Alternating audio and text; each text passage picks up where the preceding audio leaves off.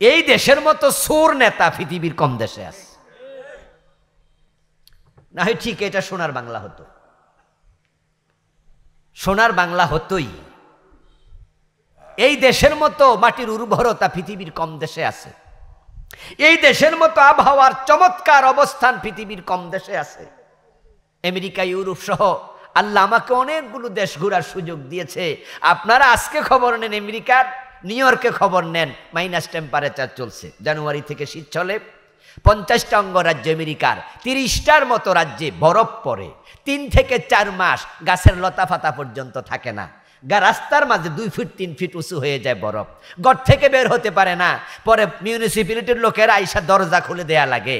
আবার আমেরিকায় খবর নেন, ক্যালিফোর্নিয়া, লস অ্যাঞ্জেলসে ওখানে দাবানল যায়, আগুন লাইগা শত শত বাড়িঘর জ্বলে যায়। একই দেশে এক জায়গায় আগুন আর এক জায়গায় বরফ। আর আমার দেশ, সুবহানাল্লাহ পড়েন,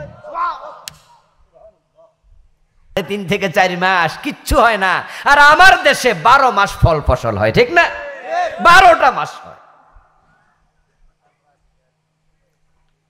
সৌদি আরবে গেছেন, এখানে অনেকে আছেন, দুবাই গেছেন, কাতারে গেছেন, সেখানে দেখবেন যে গাছ যেখানে আছে গাছতলায় দেখবেন পাইপ আছে, পানি দেয়া লাগে সকালে একবার, বিকালে আর একবার, নয় গাছ মরে যায়। এটা গাছ বাঁচাইয়া রাখতে তাদের খরচ হয় অনেক টাকা। আর আমার দেশের আবহাওয়া দেখেন, পরিবেশ দেখেন, জমির উর্বরতা দেখেন। একটা আম খাইয়া আমের বিচিরা ফালাই দেন, 2 মাস পরে নিজে নিজে গাছ হবে, 2 বছর পরে একা একা ফল ধরবে, ঠিক না? ওই সৌদি আরব উন্নত, আমেরিকা উন্নত, মালয়েশিয়া উন্নত, আর আমাদের দেশের অবস্থা এত খারাপ, ব্যাংকে এখন 10 লাখ টাকার চেক দিলে 10 লাখ টাকা দিতে পারে না। ফিরে দেখো কালকে আইসেন, টাকা নাই। আমার দেশ কেন গরিব হলো? শুধু ওই নেতাগুলা চোর, তাদের কারণে। দেশের টাকা সব বিদেশ পাঠাই দেয়, ওরা বাংলাদেশের টাকা দিয়া কানাডায় বেগমপাড়া বানায়। কি আশ্চর্য এক নেতার দেশ!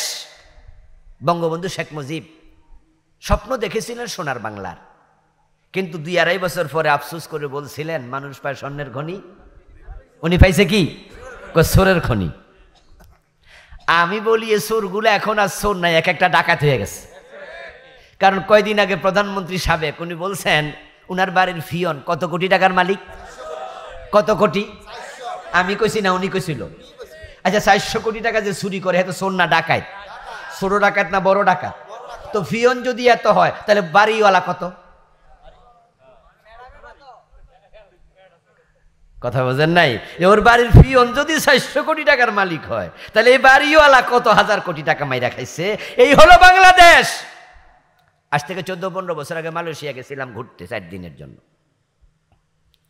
ওখানে কুয়ালালামপুর নাইমা দেখি কত বড় বড় বিল্ডিং রে, 50 তলা বিল্ডিং, গনে শেষ করতে পারবেন না এত।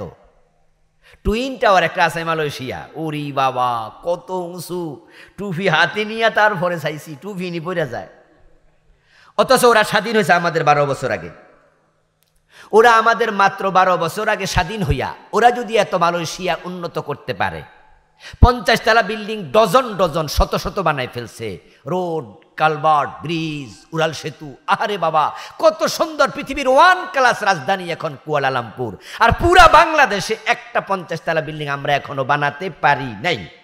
অথচ তাদের আবহাওয়া আমাদের আবহাওয়া সেম, তাদের খনিজ সম্পদ নাই, আমাদেরও নাই, যা আছে সামান্য। দেশের টাকা দিয়ে তারা যদি এত ধনী হইতে পারে, আমার দেশে কেন হবে না? কারণ তারা মাহাতিরের মতো সৎ নেতা পেয়েছে, আমরা পেয়েছি বাটপাড়া সিটার। আমি আপনাদের সম্মুখে পবিত্র কোরআন মাজিদ থেকে সূরাতুল বাকারায়ের 208 নম্বর আয়াতে কারিমা তেলাওয়াত করেছি। রাসূলুল্লাহ সাল্লাল্লাহু আলাইহি ওয়াসাল্লামের পবিত্র মুখ অনুসৃত একখানা ছোট্ট হাদিসে নববী পাঠ করেছি। আল্লাহ তাআলা তৌফিক দিলে এখান থেকে কিছু কথা বলবো ইনশাআল্লাহ। আমরা জানি যে ইসলাম একটি কমপ্লিট কোড অফ লাইফ, পরিপূর্ণ জীবন ব্যবস্থা। ইসলাম হচ্ছে আমাদের লাইফ প্রেসক্রিপশন। আল্লাহ আমাদেরকে দুনিয়ায় পাঠালেন, পাঠিয়ে আমরা কিভাবে চলবো, আমাদের কিভাবে চলা উচিত, তিনি গাইড বুক দিয়েছেন। স্বর্গীয় ডিভাইন গাইড বুক, স্বর্গীয় নির্দেশনা, এটার নাম হলো কোরআন। এটা হচ্ছে মানুষের জীবন ব্যবস্থার নাম। ইসলামের মূল মেসেজ কোরআনে আল্লাহ দিয়েছেন। এ কোরআন হচ্ছে একটি শর্ট কোর্স, মোলাক্খাস কিতাব। এর মাঝে আল্লাহ সংক্ষেপে কিছু কথা বলেছেন। যেমন তিনি বলেছেন রুকু করো, কিন্তু রুকু করতে হলে হাঁটুতে হাত দিয়ে মাথা ঝুঁকাতে হবে, এই কথাটা কোরআনে তিনি বলেন নাই। তিনি বলেছেন সেজদা করো। সেজদা করতে হলে হাঁটু মাটিতে ঠেকাইয়া দুই হাত জমিনে দিয়ে কপাল ঠেকাতে হবে, এইভাবে বিস্তারিত তিনি কোরআন মাজিদে বলেন নাই। তো এগুলো আমরা কিভাবে জানলাম? আল্লাহর নবীকে আল্লাহ তাআলা কোরআনের জীবন্ত ব্যাখ্যা বানিয়ে পাঠিয়েছেন। সুবহানাল্লাহ।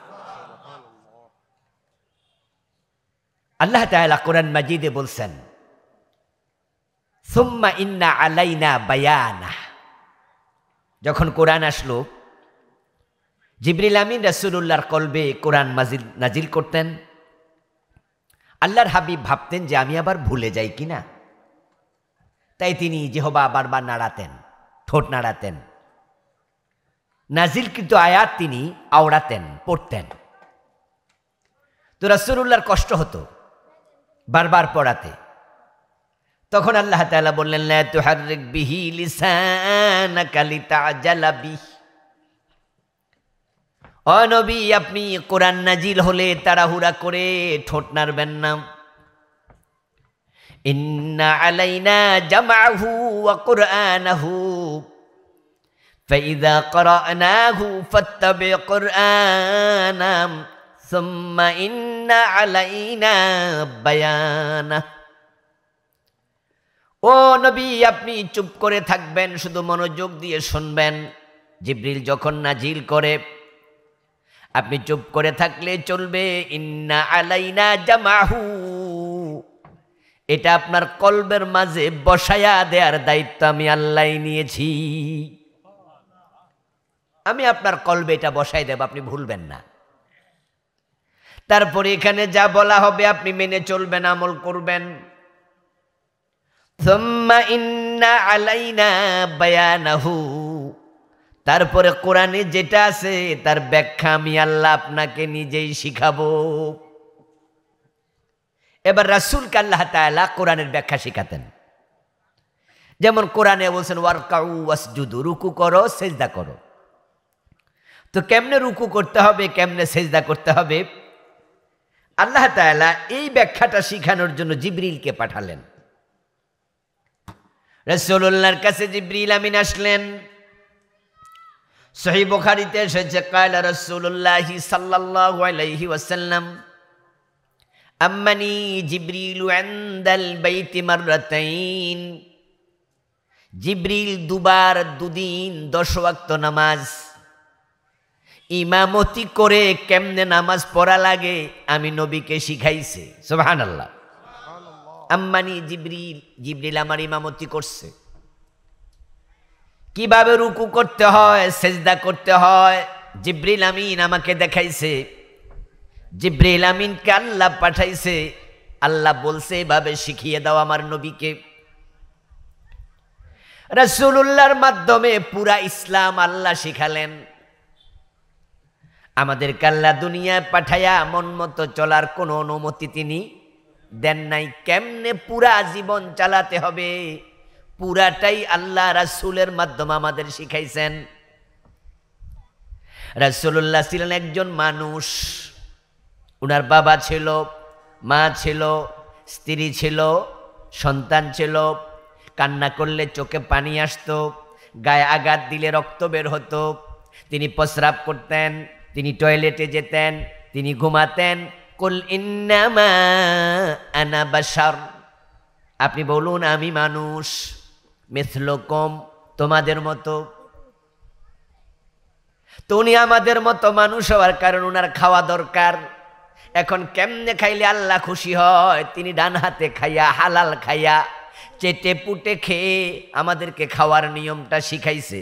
যদি তিনি ফেরেশতা হতেন তাহলে খাওয়ার কোনো প্রয়োজন তার হতো না। তাহলে কেমনে খাওয়া লাগে এটা আমাদের শিখাতেও পারতেন না। তিনি মানুষ হওয়ার কারণে প্রস্রাব করা লাগে, টয়লেটে যাওয়া লাগে। এখন টয়লেটে যেতে কোন পা? কথা বলেন। টয়লেটে ঢুকতে কোন পা? তো রাসূল যদি টয়লেটে না যেতেন তাহলে আমরা কেমনে ঢুকতাম? জানতামই না। তারপরে টয়লেটে ঢোকার সময় কাপড় তোলা দিতে হয় যেন ময়লা হয়ে না যায়। এখন কাপড়টা কি টয়লেটের বাহিরে তোলা দিবেন না ভিতরে গিয়ে? যদি রাসূল না শিখাতেন আমরা পর্দা লঙ্ঘন করে ফেলতাম, বুঝতাম না। টয়লেটে যাওয়ার সময় যে নির্দিষ্ট দোয়া আছে, রাসূল যদি টয়লেটে নাই যেতেন ফেরেশতা হলে তো আর টয়লেটের প্রয়োজন ছিল না। তাহলে আমরা তো দোয়াটাই শিখতে পারতাম না। তিনি মানুষ, তাই তার ঘুমানো দরকার। তাই তিনি কোন কাতে ঘুমাতেন, কোন দোয়া পড়তেন এটা আমরা জানতামই না। রাসূলকে আল্লাহ করেছেন কোরআনের জীবন্ত ব্যাখ্যা। তিনি আমাদেরকে কোরআন ব্যাখ্যা করে করে বুঝাইছে, কিছু বলে কিছু করে। মা আয়েশা সিদ্দিকা রাদিয়াল্লাহু তাআলা আনহাকে প্রশ্ন করা হয়েছিল। একজন তাবী বললেন, ও মা, রাসূল সাল্লাল্লাহু আলাইহি ওয়াসাল্লামকে দেখার সৌভাগ্য আমার হয় নাই।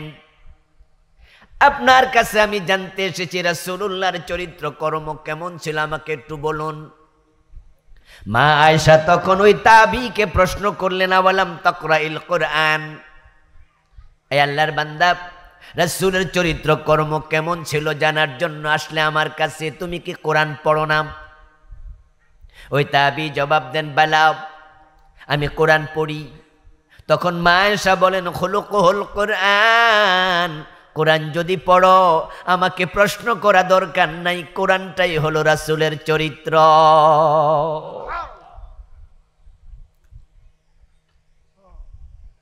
এ কোরআন হচ্ছে আমাদের জীবনের ক্যাটালগ, আমাদের ডিভাইন গাইড বুক।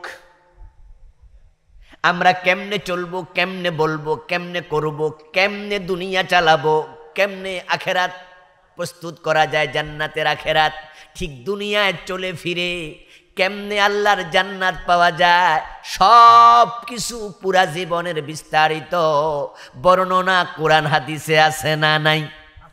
আচ্ছা, কেমনে থুতু ফেলবেন সেটা নাই? ও প্রিয় ভাই, আপনার জীবনে কোনো কিছু বাদ নাই, সব আছে। এই জন্য ইসলাম হলো কমপ্লিট কোড অফ লাইফ, পূর্ণাঙ্গ জীবনের বিধান, জীবন ব্যবস্থার নাম।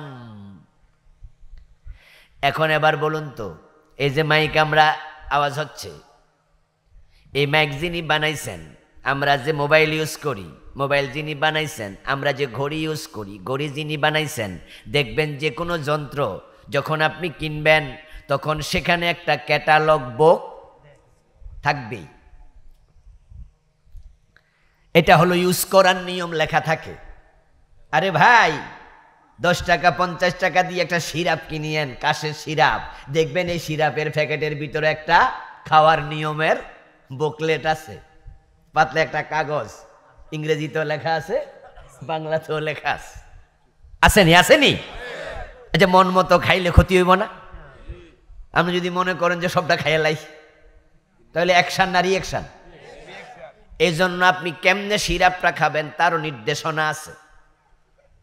আরে মোবাইল কেমনে চালাবেন তার নির্দেশনা আছে। মাইক কেমনে চালাবেন যে বানাইছে হে জানে, কেমনে দিলে কোন জায়গায় ফিট করলে মেশিন চলবে। উল্টা পাল্টা লাগাইলে কারেন্টের সুইচে উল্টার তার জ্বলে যাওয়ার সম্ভাবনাও আছে। এখন আমরা আল্লাহর গোলাম মুসলমান, কেমনে দুনিয়ায় চলবো? আল্লাহ ক্যাটালগ বই দিছে কোরআন, হাদিস হলো তার ব্যাখ্যা। এখন বলুন তো, দুনিয়ায় আমরা যারা চলতেছি, কোরআন হাদিস মাইন্না মাইন্না মাইপ্পা মাইপ্পা চলি না নিজের মন মতো কিছু কিছু? তো তার মার জ্বলে যাইতেছে না? খুব পেস লাগতেছে। মানে আমরা উল্টা পাল্টা চললা পুরা পেস লাগাই দিছি, সোজা কথা। এই পেস লাগানো অবস্থায় মারা গেলে আল্লাহ জিজ্ঞাসা করবেন, বান্দা এখন কি চাও? আপনি বলবেন, আল্লাহ বেহেশত চাই। বেহেশত কি মরার পরে না আগে? মাশাআল্লাহ, তাহলে আগে তো চাইতেছেন না, আগে দিলে সইতে পারবেন নি, মরে যাবেন, বেহেশত পাইলে মরে যাবেন। কারণ বেহেশতের মাঝে এমন নিয়ামত আল্লাহ বানাইছে যেগুলো দেখে চর্ম চক্ষু সহ্য করতেও পারবে না। এজন্য বেহেশত দেওয়ার আগে আল্লাহ আমাদের নতুন করে আবার বানাবে।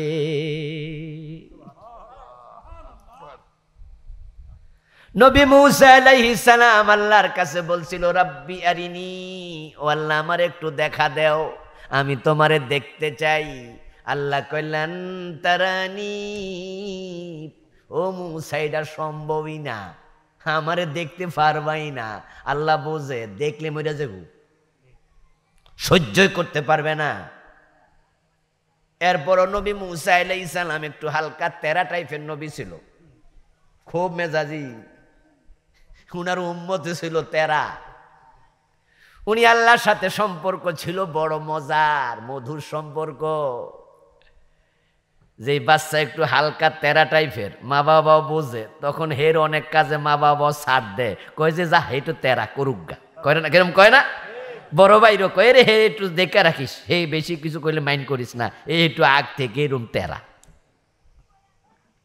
মূসা আলাইহিস সালাম তাওরাত এনে দেখলেন যে বড় ভাই হারুন, বড় ভাই, আপন বড় ভাই, একই মায়ের ফেটের নবী, সিনিয়র ছিল নবুয়তের দিক থেকে মূসা, তিনি ছিলেন রাসূল, আর হারুন আলাইহিস সালাম শুধু নবী। কিন্তু তাওরাত আনতে যখন গেছেন তখন হারুনকে বলেছেন, দেখারাই উম্মতেরে, আমি একটু তুর পাহাড়ে যাচ্ছি। এসে দেখেন লোকেরা মুশরিক হয়ে গেছে, গরুর বাচ্চার পূজা করে। হারুন নবী দূরে দাঁড়ায় আছে। মূসা আলাইহিস সালামের কান্দে ছিল তাওরাতের তখতি, যেটা লেখা ছিল কাছের ফলকে। কোরআনে আল্লাহ বলে, ওয়ালকাল আলওয়াহ, রাগের সোড়ে এই যে তখতিগুলো ছিল এগুলা সুইরা মারছে, সুইরা মাইরা গেছে, যাইয়া ভাইয়ের এক হাতে দাড়িতে চাইপা ধরছে, আর এক হাতে চুলে চাইপা ধরছে। ইয়াজুরুহু ইলাইহি, আল্লাহ কয় টাইন্না ধইরা আনতাছে, এক হাত চুলে আর এক হাত দাড়িতে। এই মিয়া, তোমার উম্মতকে দেখাশোনার দায়িত্ব দিছিলাম, আইসা দেখি তারা গরুর বাচ্চার পূজা করে, মুশরিক হইল, তুমি দাঁড়াইয়া দাঁড়াইয়া তামাশা দেখো নাকি? অথচ বয়সে ছোট না বড়? হারুন বড় ভাই তো, কিন্তু ওই যে তেরা টাইপের নবী তো, মেজাজ খারাপ। তো নবী মূসা আলাইহিস সালামের সাথে আল্লাহর কথা হতো অ্যাভেলেবেল। তো আল্লাহরে বলতেছে, আল্লাহ আমারে দেখা দাও। আল্লাহ কই পারবি না। নবী মূসা কই পারবো না। কইছে কেডা? একটু। আল্লাহ আমনি তো সবই পারেন, তা আমারে মানা করেন কেন? আমনে কইলে তো পারি। আল্লাহ কই, মূসা তাহলে পাহাড়ের দিকে একটু তাকাইও, ওখানে একটু সামান্য তাজাল্লি প্রকাশ করব, যদি তুমি সহ্য করতে পারো পরেরটা পরে দেখা যাবে। ওই পাহাড়ের দিকে তাকায় আছে, আল্লাহ সামান্য তাজাল্লি প্রকাশ করেছে, পাহাড়টা ভেঙ্গে চুরে খান খান নবী মূসা জায়গায় বেহুশ হয়ে পড়ে গেছে। এবার মূসা আলাইহিস সালামের হুঁশ আসছে, আর আল্লাহ কয়, মূসা কি খবর, আমারে দেখবানি? মূসা কয়, মোড়েও না, দেখার শখ মিটে গেছে। ও বন্ধু, জান্নাত দুনিয়া চান না আখিরাতে চান, এটা থেকে আমি হেনাইছি আলোচনায় যে দুনিয়াতে জান্নাত পাইলে আমরা সহ্য করতে পারবো না। এই চর্ম চোখ দিয়া জান্নাতের নেয়ামত দেখে আপনি কুলাতে পারবেন না। কিন্তু আল্লাহর জান্নাতে আমরা আল্লাহ যে চোখ নতুন করে দেবে, সেটা দিয়ে আমরা ডিরেক্ট আমাদের আল্লাহকে দেখবো ইনশাআল্লাহ।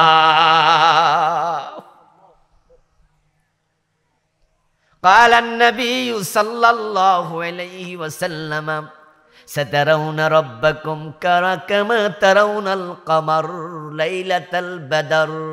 রাসূলুল্লাহ বলেন, পূর্ণিমার রাতে চাঁদ যেমনে দেখো, অচিরে জান্নাত আল্লাহকে তোমরা তেমনি দেখতে পাবে। সেদিনকে আর বেহুশ হব? নতুন আসবে, নতুন তৈরি হবে। তাহলে আমরা মরার পরে আল্লাহরে বলবো আল্লাহ জান্নাত দাও। তো আল্লাহ তাআলা তখন প্রশ্ন করবেন, জান্নাত যে তুমি আমার কাছে চাও, আমি যে ক্যাটালগ ফাটাইছিলাম এটা মাইন্না চলছ তো? আমি তো আমার ক্যাটালগের মাঝে বলছি ইনিল হুকমু ইল্লা লিল্লাহ, আমার ডিভাইন গাইড বুকের মাঝে এটা বলছি আলা লাহুল খালকু ওয়াল আমরু, সাবধান আল্লাহ ছাড়া কারো আইন চলবে না। সৃষ্টি করেছেন যিনি, আইন দিয়েছেন তিনি, সাবধান সৃষ্টি যার আইন চলবে শুধুই। এই কথা আল্লাহর কোরআনে আছে না নাই? আপনার এটা আওয়াজ করে বলুন তো, সৃষ্টি কার? আইন চলবে কার? 54 বছর আল্লাহর আইন চলে না ব্রিটিশ আইন? তা আপনারা আল্লাহর আইনের পক্ষে পক্ষে সবাই? তাহলে আল্লাহর আইন নাই কেন? আল্লাহর আইনের পক্ষে থাকলে জমিনে কেন নাই? এই ক্যাটালগে তো আছে চোর ধরে হাত কাটো, আসেনি? السارق والسارقة فاقطعوا أيديهما جزاء بما كسبا نكالا من الله। চোর ধরে হাত কেটে দাও, নারী হোক আর পুরুষ হোক, এটাই আল্লাহর পক্ষ থেকে তাদের প্রতিফল, তাদের শাস্তি। এখন 54 বছরে কয়জনকে হাত কাটছেন? তো এই ক্যাটালগের খবর কি?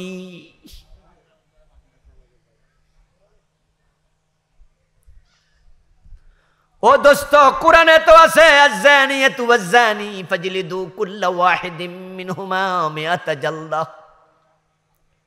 জেনাকারিনী নারী, জেনাকারী পুরুষ অবিবাহিত হলে 100 বেত লাগাও, বিবাহিত হলে পাথর মারো, হাদিস। বাংলাদেশে জেনা আছে না নাই? 54 বছরে 100 বেত লাগাইছে কোন আদালত? তো ক্যাটালগে তো আছে, ফলো করলেন না।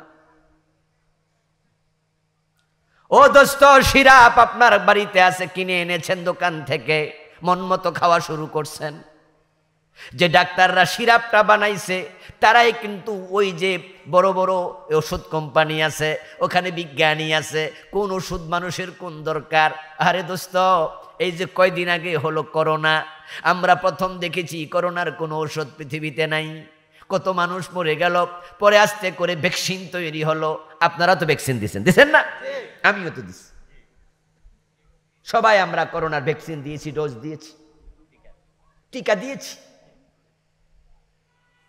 লিকুল্লি দাইন দাওয়া, ওষুধ খাওয়া সুন্নাত।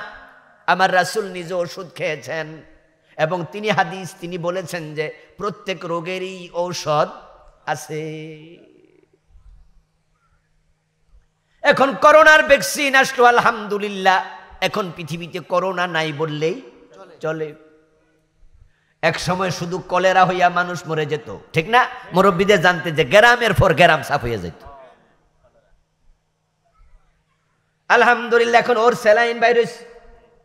এখন ডায়রিয়া হলে মানুষ ওর স্যালাইন দেয় এবং স্যালাইন দিয়ে রাখে, পায়খানা হোক অসুবিধা নাই, কারণ শরীর থেকে যে এনার্জিগুলো বের হয়ে যাচ্ছে, লবণ মিশাইয়া স্যালাইন বানাইছে, এনার্জি আবার রিপ্লেস হয়ে যায়। এখন যারা বিজ্ঞানী তারা ভ্যাকসিন বানায়, তারা ওষুধ বানায়, কোনটা কেমনে ব্যবহার করা লাগবে তারা লেখে, তারা দেয়। কিন্তু আপনি কি করলেন? নিজের মন মতো ওষুধ খাইলেন। এখন ওষুধের কিন্তু অ্যাকশন এসে রিঅ্যাকশন আরো জঘন্য জঘন্য। আমি আমার বাস্তব জীবনে ছোট্ট একটু কথা শেয়ার করে বাকি ওয়াজের দিকে যাই বুঝার জন্য। Example is the better then advice. কখনো কখনো উদাহরণ উপদেশের চেয়ে কার্যকরী হয়।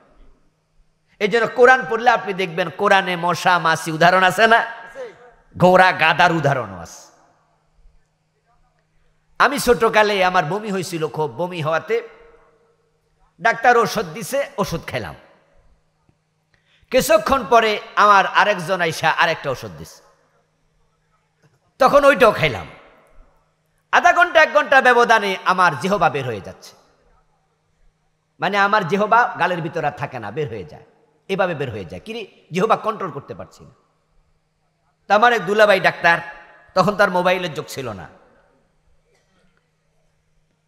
তখন কে জানি আবার গেল, যে দুলাভাইকে ডেকে আনলো। পরে আনার পর উনি বললো যে এমনটা কেন হচ্ছে, আচ্ছা কি খাইছে?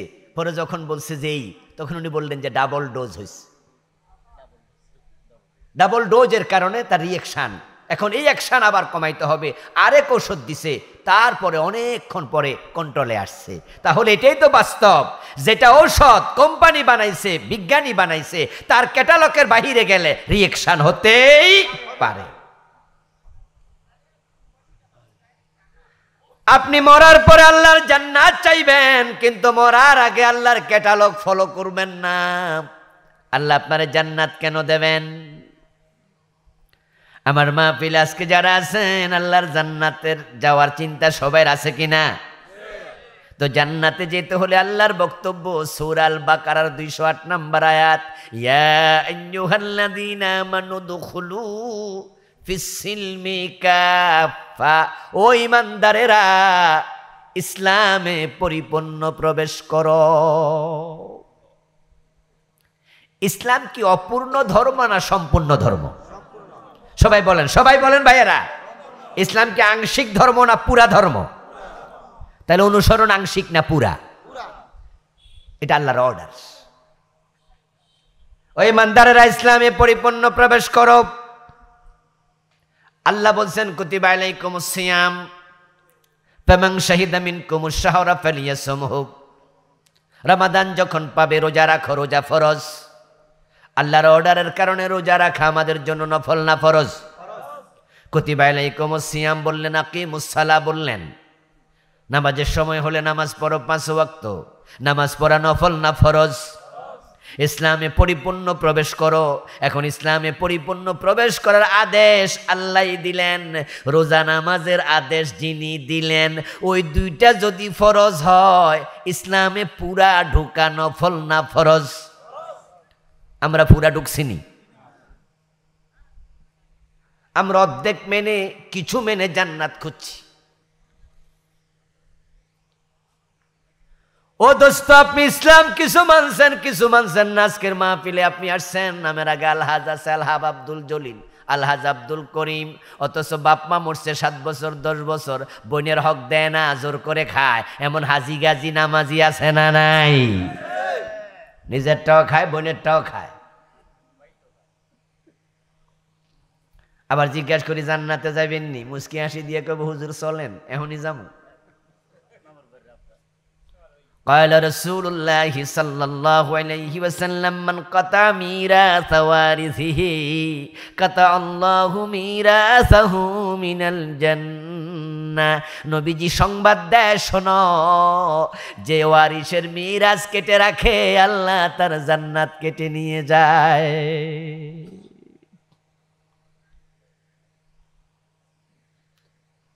ও নামাজি, কয়দিন পরে রমাদান আসছে, রোজা রাখবে সবাই। এ রোজাদাররা আবার ওজনে কম দেয়, ঠিক না? মালে ভেজালো।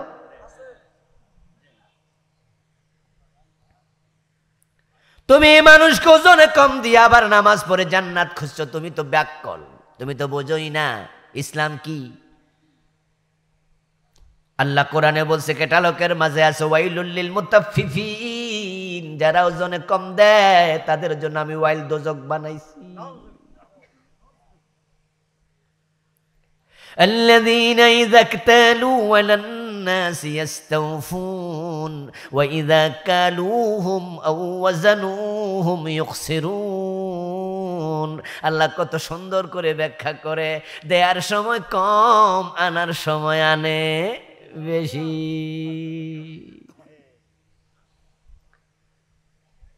আনার সময় বেশি আনে, দেখবে কুল্লা শাই, সবকিছু আসাইনাহু দাবাদনাহু কাতাবনাহু, আমি আল্লাহ লিখে রাখি। ও বেটা, তোমার কাছে পানা ছিল 1 কেজি 1 কিলোগ্রাম, সেই আপনার 1000 গ্রাম 1 কিলোগ্রাম হয়। আপনি বলছেন কেজি কত, আমি বলছি কেজি কত, আপনি বলছেন যে ভাই 100 টাকা, আমি 100 টাকা দিছি, কিন্তু আপনি 900 গ্রাম দিলেন, 100 গ্রাম কম। এই যে কম দিলেন টাকা, কি আমি কম দিছি নাকি? তো ঠকাইলেন কেন?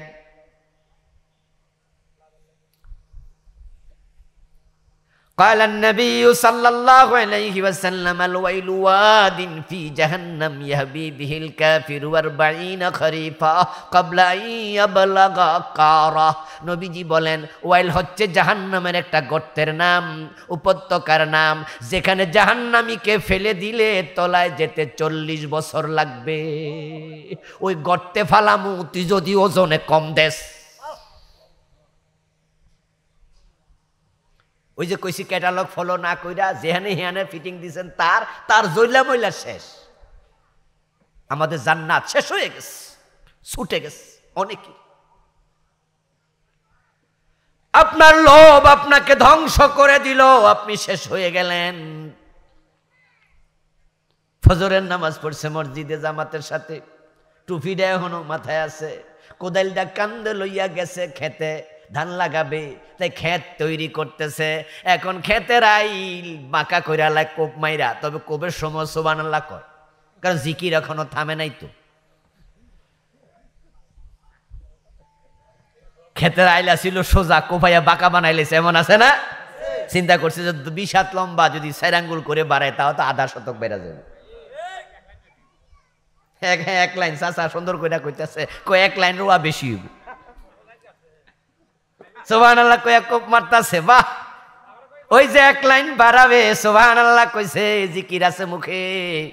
কান খুলে শোনো মুসলমান, কালান নবী সাল্লাল্লাহু আলাইহি ওয়াসাল্লাম মান আখাযা শিবরাম মিনাল আরদি যুলমা ফাইন্নাল্লাহা ইউতাব্বিকুহু ইয়াওমাল কিয়ামাতি মিন 7 আরদিন। যে ব্যক্তি অন্যায় করে 1 বিঘত জমি দখল করলো, আল্লাহ 7 গুণ বড় করে কিয়ামতের দিন গলায় ঝুলাইয়া দেবে।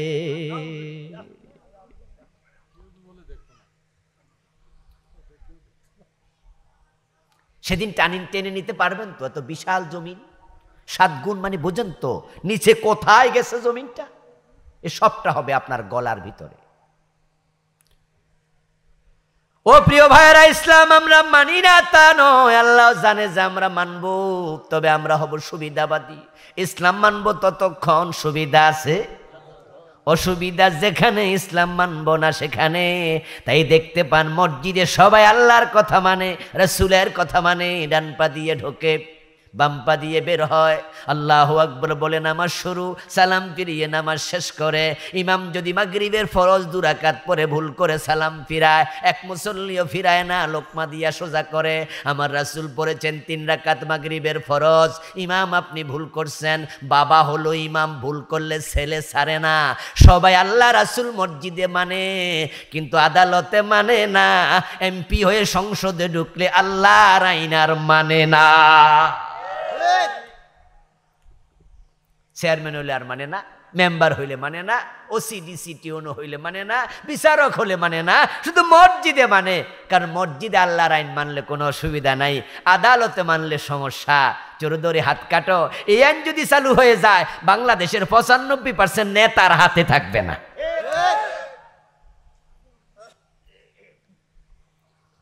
কোরআনের আইন চালু করো, হাত কাটা শুরু করো, এগুলা সোজা হয়ে যাবে তারের মতো। সোনার বাংলা হতে বেশি দিন লাগবে না।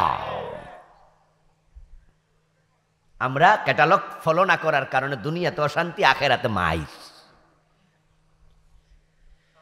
এই যে আপনি সুদে টাকা লাগাইয়া জান্নাতের স্বপ্ন দেখছেন, আপনি কত বুঝ মানুষ, সুদখোর হেবেডক, কপালে কালো দাগ আছে, তাহাজ্জুদও ছাড়ে না, সুদও ছাড়ে না, একসাথে 2টা চালাইতেছে। অথচ নবীজি বলছেন যে ব্যক্তি সুদ খায় তার আমলনামায় 73টা গুনাহ হয়, সবচেয়ে ছোট গুনাহটা হলো তার মায়ের সাথে জিনা।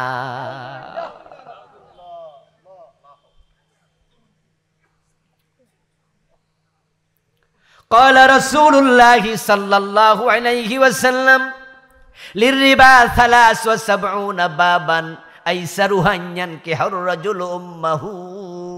প্রিয় নবীজি বলতেছেন, যে ব্যক্তি জেনে বুঝে 1 টাকা সুদ খায় তার আমলনামায় 36 বার জিনার গুনাহ লিখে দেয়া হয় কমপক্ষে। 1 টাকা সুদ খেলে 36 বার জিনা, 100 টাকা সুদ খেলে 3600 বার জিনা। দিন 100 টাকা সুদ খেলে মাসে 3000 হয়। যারা সুদ খায় তারা 3000 টাকা মাসে খায়, হ্যাঁ 10-20 লাখ লাগাই রাখছে, ওখান থেকে আসে আর বাজার খরচা করে, পায়ের উপর পা তুইলা খায়, কোনো কষ্ট নাই, টেনশন নাই। যদি দিন 100 টাকা সুদ খান, একদিনে জেনা করছেন 3600 বার, প্রতিদিনে 3600 বার, একদিনে মিনিট আছে কয়টা? 1440টা, 60 ঘন্টা 60 মিনিটে 1 ঘন্টা, 24 ঘন্টা একদিন, তো 24-এর 60 দিয়ে পূরণ দেন, 1440। মিনিটে একবার জেনা করলে জেনা হয় 1440টা, মিনিটে 2 বার জেনা করলে হয় কয়তো? 14 দুগুণে 2800, 2900, আপনার 60টা নাকি 2900-এর একটু বেশি ধরেন, 3000 জেনা। যদি 1 মিনিটে 2 বার জেনা করেন তা 3600 বার হয় না। এর মানে সুদখোর সারাদিন শুধু জেনাই করে।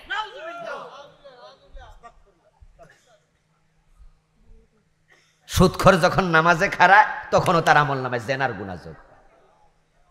কোন জান্নাত খোঁজেন? قال رسول الله صلى الله عليه وسلم أتيت ليلة أسري بي على قوم بطونهم كالبيوت فيها الحيات ترى من خارج بطونهم قلت يا جبريل من هؤلاء قال هؤلاء يكلة الربا। নবীজি সাল্লাল্লাহু আলাইহি ওয়াসাল্লাম বলছেন, আমি মেরাজের রাতে সফর করলাম, আকাশ জমিন, মালাকুত জাবারুত, সিদরাতুল মুনতাহা, মাকামে শরীফ, আকলাম, আমাকে আল্লাহ জান্নাত দেখালেন, জাহান্নাম দেখালেন। আমি জাহান্নামের শাস্তি দেখেছি। একদল লোক, এক একজনের পেট বিশাল বড় বড় বিল্ডিং এর সমান। ওই পেটের বাহির থেকে ভিতরে দেখা যায় বড় বড় অজগর সাপ হাঁটছে, সবল দিচ্ছে, মাংস কামড়ায়া কামড়ায়া খাচ্ছে। আমি জিজ্ঞাসা করলাম, ভাই জিবরিল, অভিনব শাস্তি, অপরাধ কি? জিবরিল বলেন, তারা সবগুলো দুনিয়ার সুদখোর।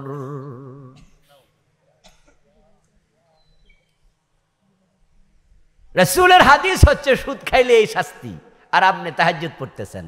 ঘটনা কি দোস্ত? ফাওয়াইলুল লিল, কিছু নামাজের জন্য ওয়াইল দোজক, অপেক্ষায় থাকেন শুধু। অদ্দিকা ইসলাম নিয়ে কোথায় যাচ্ছেন? কোথায় যাচ্ছেন? আল্লাহর জান্নাত পাওয়া এত সোজা না। হযরত আদম আলাইহিস সালাম, মা হাওয়া জান্নাতে আল্লাহর একটা কথা শুনে নাই, আল্লাহ কাপড় চোপড় খুলে নিয়ে গেছে, জান্নাত থেকে বের করে দিয়েছে। আর আমি ডজন ডজন অন্যায় কইরা তারপরে কইতাছি আল্লাহ আমার জান্নাত দিও, এত সোজা? সাবধান হন, সাবধান হন, সাবধান হন। তাওবা করেন, তাওবা কঠিন কিছু না, শুধু সিদ্ধান্ত নেবেন যে না, আল্লাহ আগে যা করছি আর করব না, এখন থেকে ইসলাম আছে যেখানে, আমি আছি সেখানে, তাহলে আগের গুনাহ সবটারে আল্লাহ সওয়াব বানায়া জান্নাত দিয়ে দেবে।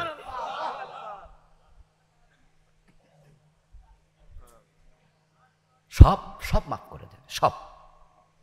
কিন্তু আপনি সুদ খাইতে খাইতে মরবেন আর আল্লাহরে বলবেন যে আল্লাহ বেহেশত দিলা না, এটা তো চলবে না। আচ্ছা বলুন তো ভাইয়েরা আমার, আপনারা একটু বলেন তো, আমরা যে মরে যাব, আজরাইলকে আগের সপ্তাহে কয়ে যাব? কয়ে যাব?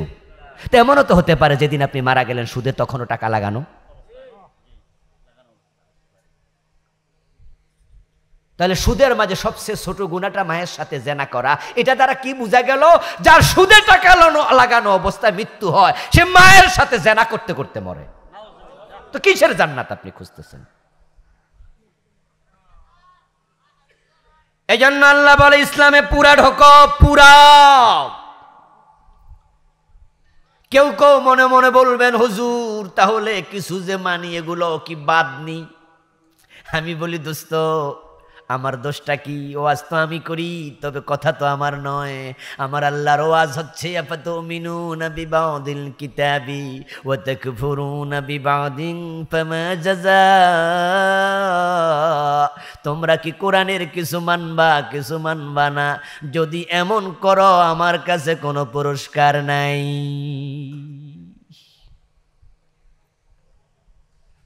আপনি ভাবছেন কিছু তো মানছি হুজুর, কিছুর পুরস্কার? আল্লাহ কয় আমি অর্ধেকটা পুরস্কার দেই না, প্রতিদান দেই না। ফজরের নামাজের ফরজ কয় রাকাত? হে কথা আমি কইব না, সবাই এমনি জিম মেরা গেছে, যে ওয়াজ চলতেছে লক্ষণ তো বালা না। কথা বলেন, ফজরের ফরজ কয় রাকাত? ফরজ আচ্ছা, 1 রাকাত পড়ে বাড়ি গেলে সওয়াব কতটুকু? কেন নাই? অর্ধেক তো পড়ছেন, অর্ধেকটা নাই, হয় না। আল্লাহকে অর্ধেক নেই না আমি। রোজা রাখছেন, 17 মাস চলছে, ঘড়ির দিকে তাকায় দেখেন দুপুর 3টা বাজে, পেটে আছে ক্ষুধা, বুকে আসে পিপাসা, 9 ঘন্টা রোজা রাখছি, 5 ঘন্টা বাকি আছে, এখন ইফতার করলে 70% সওয়াব মিলবে, ঠিক না? কত এই 9 ঘন্টার দাম? কত? 1 পয়সাও নেই, অর্ধেক চলে না। রাখলে পুরা, না রাখলে যাও গা। ফজর পড়লে 2 রাকাত, না পড়লে চলে যাও। 1 রাকাত পরে সওয়াব তালাশ করো না, ফামা জাযা, অর্ধেকের সওয়াব নাই। 1000 টাকার নোট বাংলাদেশের সবচেয়ে বড় নোট, ঠিক না? সবচেয়ে বড়টা কত? মাঝখান দিয়া ছিনলে 2 টুকরার দাম আলাদা করে কত? ছিনলে আর নাই। ওয়াজ মনার বেশি দরকারও নাই, মোটামুটি হয়ে গেছে, মানলেই চলে। এখন সোজা হয়ে যান শুধু। নোট যখন গোটা, তখন এটা বাংলাদেশের সেরা নোট। আপনি যখন মুমিন, আপনার সম্মান আল্লাহর আরশের চেয়ে বেশি। সুবহানাল্লাহ পড়েন। আপনার দাম কত বেশি, কল্পনাতীত দাম। আর যখন ঈমান হারা হবেন, সুম্মা রাদাদনাহু আসফালা সাফিলিন, আপনার 1 পয়সা দাম আর নাই। উলাইকা কাল আনআম, গরু ছাগল, বাল হুম আদাল, আরো খারাপ। মুমিনের সম্মান এত বেশি, যতদিন মুমিন থাকবে আল্লাহ কিয়ামত করবে না। قال النبي صلى الله عليه وسلم لا تقوم الساعة ولا أحد يقول الله الله। নবীজি বলেছেন, যতদিন পর্যন্ত আল্লাহ বলার মতো একজন মুমিন পৃথিবীর উপর থাকবে, কিয়ামত হবে না, হবে না। কিন্তু আল্লাহ যখন পৃথিবীর দিকে তাকায়া দেখবেন পৃথিবীতে কোনো মুমিন নাই, তখন এই পৃথিবীটা আর রাখবেন না। পৃথিবী ধ্বংস হওয়ার 1 সেকেন্ড আগে আরশ ছিল, কুরসি ছিল, আসমান জমিন ছিল। পৃথিবী ধ্বংস হওয়ার আগে জিব্রাইল ছিল, মিকাইল ছিল, ইসরাফিল ছিল, মালাকুল মউত ছিল। পৃথিবী ধ্বংস হওয়ার আগে কাবার ভিটিটা ছিল, আমাদের মসজিদগুলোও ছিল, কিন্তু মোমেন ছিল না। মোমেন যখন থাকবে না, আল্লাহ কয় এখন আরশের দরকার নাই, আরশও ভেঙে ফেললাম। এই জিব্রাইল, মিকাইল, আজরাইল তারা থাকবে, কিন্তু মোমেন থাকবে না। আর মোমেন না থাকলে আল্লাহকে জিব্রাইলও দরকার নাই, জিব্রাইলকে মেরে ফেলবো আমি। 1000 টাকার নোট ছিঁড়ার আগে অনেক দাম, ছিঁড়ে গেলে এটার আর দাম নাই। এখন আমরা আল্লাহর কাছে যেতে চাই পূর্ণাঙ্গ ইসলাম মেনে। আলহামদুলিল্লাহ, আমাদের দেশে ইসলাম মানতেছে এমন লোকও আছে, না থাকলে তো আর আসমান জমিন থাকতো না। 1 টাকা সুদ খায় না, 1 টাকাও ঘুষ খায় না, এমন লোক কি 2-4 জন নাই? আছে, আছে, আছে। আমাদের কুমিল্লা নাঙ্গলকোট বাড়ি, পুলিশের একজন এসপি, এখন তিনি ডিআইজি। যখন তিনি এসপি ছিলেন তখন আমি তার কাছে, ঢাকায় তিনি এক অফিসের বস, আমার একটা প্রয়োজন, আমি একবার গেছিলাম। তো গিয়ে আমি বললাম যে স্যার অমুক জায়গায় একটু আমার পক্ষ হয়ে আপনি একটা ফোন করা লাগবে, আমার একটু প্রয়োজন। তো উনি শুনলেন, শোনার পরে বললেন যে হুজুর এটা সরকারি মোবাইল থেকে ফোনটা করা দরকার, তাহলে সরকারি নাম্বার, ওই বেটা ওনার মতো অফিসার বলল সরকারি নাম্বার দেখলে সুবিধা, কারণ আমাদের তো এসপি র্যাঙ্কের লোকের তো অভাব নাই, সব তো আর সবাইরে চিনে না, কিন্তু সরকারি নাম্বার দেখলে উনি বুঝবে যে আমি ওই র্যাঙ্কের লোক, তা আপনি 2-4 দিন পরে আসেন। তা আমি বললাম স্যার তো ওই মোবাইল থেকে ফোন দেন না, ওই ফোনটা তো গত শুক্রবারে চুরি হয়ে গেছে। তা আমি কই পুলিশের এসপির ফোন চুরি করে কেডা? তো উনি বললো যে হুজুর গুলশান আজাদ মসজিদে জুমা পড়তে গেছিলাম, তো পাঞ্জাবি গায়ে আসছিল, তখন চোরে তো আর বোঝে না পাঞ্জাবি বলা যে পুলিশ, তো চোরে তো নিচে গা পকেটতে, উদ্ধারের কাজ চলতেছে, চেষ্টা করতেছি, আশা করি উদ্ধার হয়ে যাবে, সিমও আর তুলি নাই, তুলমুনি। তা আমি বললাম যে স্যার তো ফোন একটা কিনালাম, কয় টাকা যে নাই, আস্তে করে কয় টাকা তো নাই। আমি না অবাক হলাম, কিরে কয় যে দেশে পুলিশের এসআই 10 কোটি টাকার মালিক হয়ে যায়, ঢাকায় 2টা বাড়ি 3টা বাড়ি করে লায়, আর পুলিশের একজন এসপি উনি কয় ফোন কেনার টাকা নাই, বলে কি? পরে বাসায় এসে আমি হিসাব করলাম, আসলে উনি কি কইল এটা। একজন পুলিশের এসপির বেতন কত হিসাব করে দেখলাম যে 1 লাখ টাকার নিচে পড়ে। তো যদি সে সরকারি বাসায় থাকে, সরকারি বাসায় থাকে 40% কেটে নিয়ে যায় বাসা ভাড়া। বাচ্চা কাচ্চা লেখাপড়া করলে ঢাকা শহরে থাকলে আমরা যারা সাধারণ মানুষ আমাদেরও তো লাখখানেক টাকার নিচে খরচ হয় না, পারা যায় না বাচ্চা কাচ্চা পড়াইয়া। তো তুমি 1 লাখ বেতন পাইলে ঠিক হতো, মোবাইল কিনবো করতে। এনবিআর এর সচিব ছিল, 2-3টা মন্ত্রণালয়ের, এনবিআর এর প্রধান ছিল, 2-3টা মন্ত্রণালয়ের প্রধান সচিব ছিল। নাম হচ্ছে শাহ আব্দুল হান্নান রাহেমাহুল্লাহ। বাংলাদেশের 1 ক্লাস অর্থনীতিবিদ, মারা গেছে 1-2 বছর আগে। আচ্ছা, শাহ আব্দুল হান্নানের নাম আপনারা শুনেছেন এমন কেউ এখানে আছেন? আচ্ছা, কয়েকজন ভাই আছে, আলহামদুলিল্লাহ। শাহ আব্দুল হান্নান চাচা সরকারের 1 ক্লাস সচিব ছিল, এনবিআর এর প্রধান ছিল, কিন্তু ঢাকাতে একটা প্লট কিনতে পারেন নাই, বাবার বাড়ি থেকে পরে মরে গেছেন। এই যে কিছু সৎ মানুষ আছে, তাদের উসিলা দুনিয়াটা টিকে আছে। আমার বন্ধু, আপনি ইসলাম অর্ধেক কেন মানবেন? সিদ্ধান্ত নেন আজ থেকে আর হারাম খাবো না, তাহলে আল্লাহ আপনার জন্য সহজ করে দেবেন। আপনি ভাবুন তো, আজ থেকে 30 বছর পিছনে যান, তখন কি গ্রামে এত বিল্ডিং ছিল? আমাদের দাদা, আমাদের চাচা, আমাদের বাবা, তারা যখন ছোট ছিল, দাদারা দাদার বাবা, তখন অনেকে টিনের ঘরও ছিল না, সনের ঘর ছিল।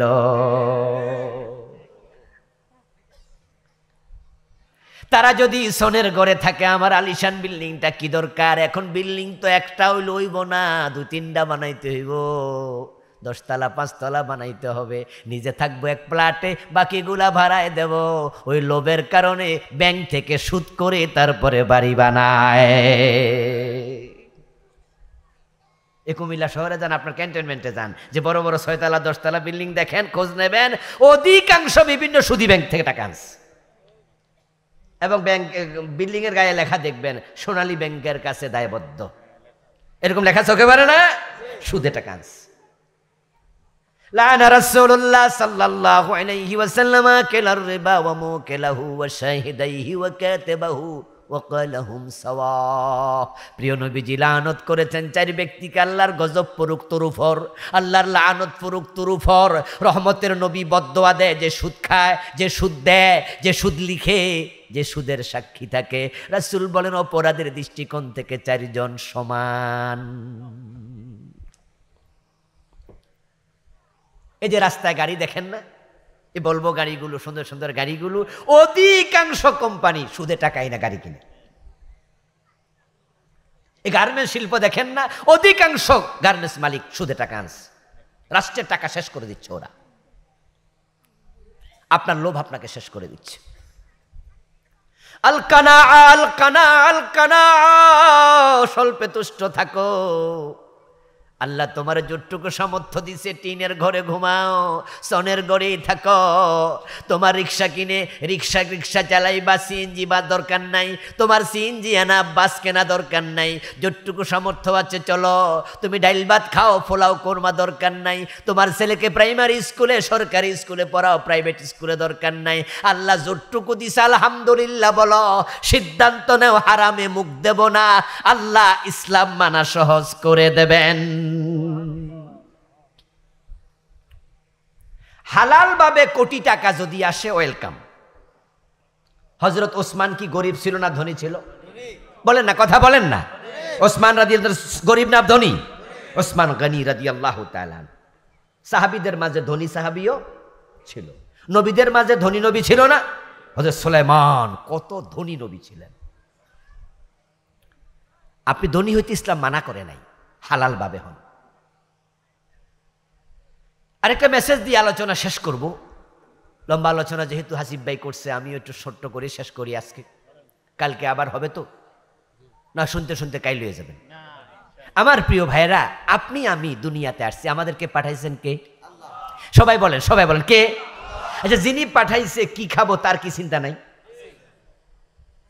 আচ্ছা, আমরা যখন বিভিন্ন জায়গায় আয়োজন করি, ধরেন আমার ছেলের বিয়ে, আমি 500 জন মেহমান দাওয়াত দিছি, এখন মেহমানরে কি খাওয়াবো, টেনশন কি মেহমানের চেয়ে আমার কম না বেশি? আমি আয়োজক, টেনশনটা আমারই বেশি।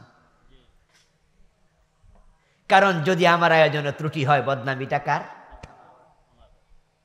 বলবে দাওয়াত দিলা, খাওয়াইতে পারলা না। আমার রব আমাদেরকে দুনিয়ায় পাঠাইছে, আমরা কি খাবো এ নিয়ে বুঝুন, আর কোনো চিন্তা নাই। রাজ্জাক কার নাম? এই দোস্তরা কথা কয় না, রাজ্জাক কার নাম? আপনারা কারো নাম রাজ্জাক হবে? আমরা আব্দুর রাজ্জাক, রাজ্জাক না, রাজ্জাক তিনি। এই জন্য মানুষকে দুনিয়ায় পাঠানোর আগে রিজিক আল্লাহ ফাইনাল করছে। অযথা আপনি গোশ সুদ খাইতেছেন, আপনি পাগল, তাড়াহুড়া করছেন, দরকারই ছিল না। রাজ্জাক আপনার রিজিক লেখা চূড়ান্ত কইরা পাঠাইছে। আর রিজকু মাকসুম, রিজিক বন্টিত হয়ে গেছে। নবীজি বলেন, মায়ের পেটে সন্তান প্রথম 40 দিন থাকে বীর্য, দ্বিতীয় 40 দিন হয় রক্ত, তৃতীয় 40 দিন হয় মাংসপিণ্ড, 340 120 যখন শেষ হয়, কোরআনে আল্লাহ বলেন ফাকাসাউনাল ইজামা লাহমাম, আমি মাংসপিণ্ডের ভিতরে হাড্ডি ঢুকাইয়া তারপরে মানুষের ডিজাইনটা বানাই। এবার ডিজাইন শেষ, কিন্তু রুহ নাই, রুহের জগতে রয়ে গেছে। আপনি মৃত, শুধু একটা ফুতুলের মতো শুয়ে আছেন মায়ের পেটে, হাত চোখ কর্ণ নাসিকা সব আছে, কিন্তু রুহ নাই, নড়াছড়া নাই। রাসূল বলেন তখন আল্লাহ একজন ফেরেশতাকে বলেন, যা যা ওই মায়ের পেটে আমার বান্দা ছোট্ট মানুষ তার মাথার পাশে বয়। একজন ফেরেশতা আসেন, আপনার মায়ের পেটে ঢুকেছেন, আপনার মাথার পাশে বসেছেন। ফায়াকতুবু আজালাহু ওয়া রিজকাহু ওয়া আমালাহু ওয়া শাকিয়্যুন আম সাঈদ। রাসূল বলেন আল্লাহ অর্ডার করে 4টা জিনিস লিখো, এটা হলো মূল তাকদীর। 1 নাম্বার, সে কয়দিন বাঁচবে, হায়াতটা ফাইনাল করো। কোথায় মরবে, কখন মরবে, কিভাবে মরবে, জায়গাটা শুদ্ধা লিখালাও। ইযা কাদাল্লাহু লিআবদিন আন ইয়ামুতা বিআরদিন জাআলা লাহু ইলাইহা হাজা। এজন্য নবীজি বলতেছেন, যার মৃত্যু যেখানে কোনো না কোনো ওসিলায় সেখানে তাকে আল্লাহ পৌঁছাবেনি, ওখানেই মৃত্যু হবে। 1 নাম্বার ফাইনাল। দ্বিতীয় হলো রিজকাহু, সে কি খাবে, কি পরবে, কত টাকার মালিক হবে, রিজিক কি হবে। রিজিক লিখে ফেলো। ফেরেশতা রিজিক লিখেছে, পরে আরো 2টা, মোট 4টা লেখা শেষ। এবার আল্লাহ বলে ফেরেশতা বেরিয়ে আসো। ফেরেশতা মায়ের পেট থেকে বেরিয়ে যায়, তখন আল্লাহ রুহের জগৎ থেকে রুহ পাঠায়। রুহটা এসে বডির সাথে অ্যাটাচড হয়, তখন নড়াচড়া দেয়, তখন মা টের পায় বাচ্চা পেটে নড়ছে। এর আগে মাও টের পায় না। সুবহানাল্লাহ। এই হাদিস থেকে আপনাদের যেটা বুঝাতে চাই, রিজিক ফাইনাল করছে কে? আপনি দুনিয়াতে আসার পরে না আগে? তো আপনার এত টেনশন কেন? আপনি এত পাগল হইয়া হারাম হালাল বাসেন না, সামনে ফাইলে পকেটে দরকারটা